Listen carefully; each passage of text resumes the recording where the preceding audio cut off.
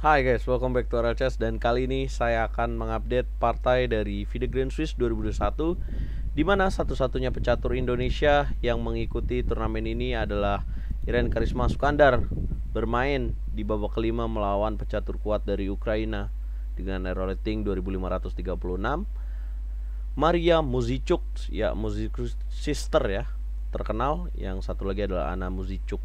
Dan bagaimana partainya di babak kelima? Kalau kemarin Iren draw dengan pecatur kuat dari Rusia Sovalova Pulina, dan bagaimana Iren bermain dengan buah putih menghadapi pecatur kuat dari Ukraina. Langsung saja kita simak.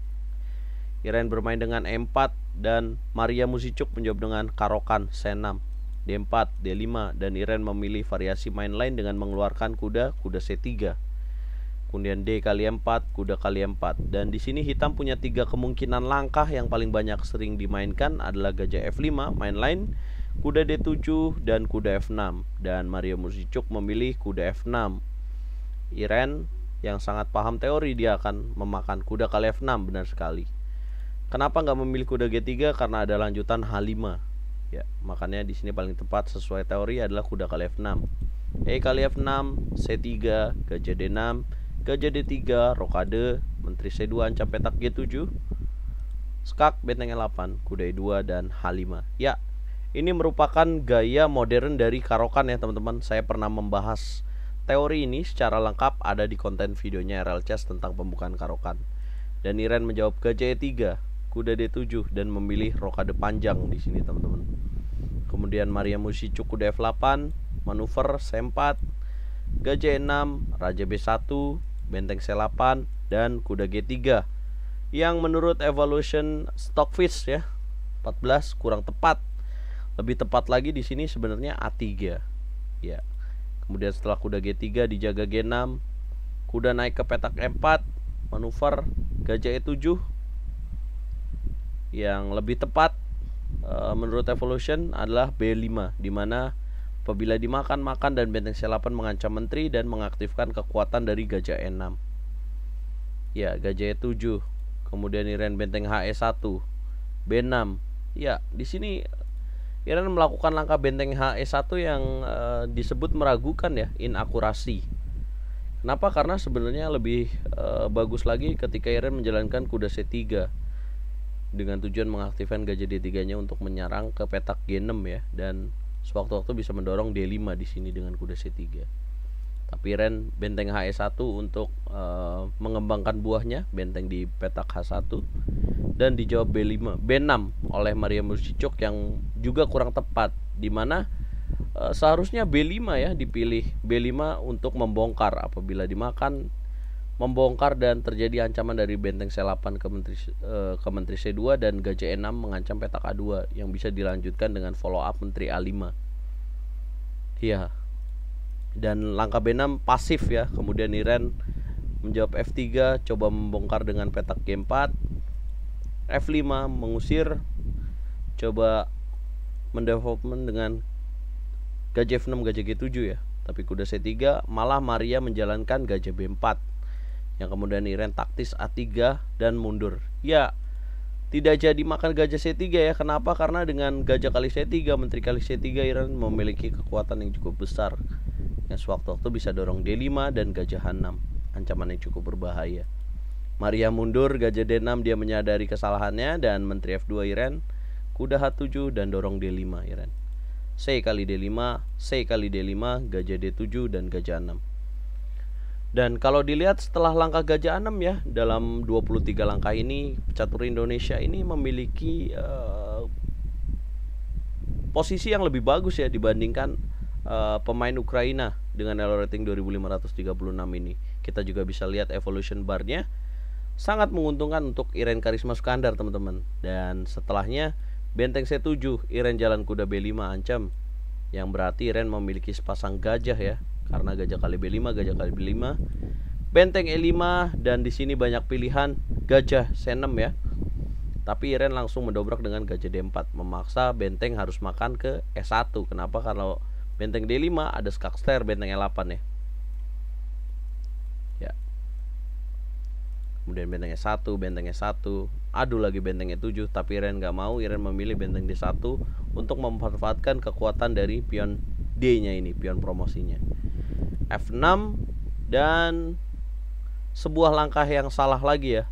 Sebenarnya lebih bagus gajah E5 untuk membunuh kekuatan dari gajah D4-nya ini. Dengan F6, Iren jalankan G4, langkah salah ya, dimana dia sacrifice pion.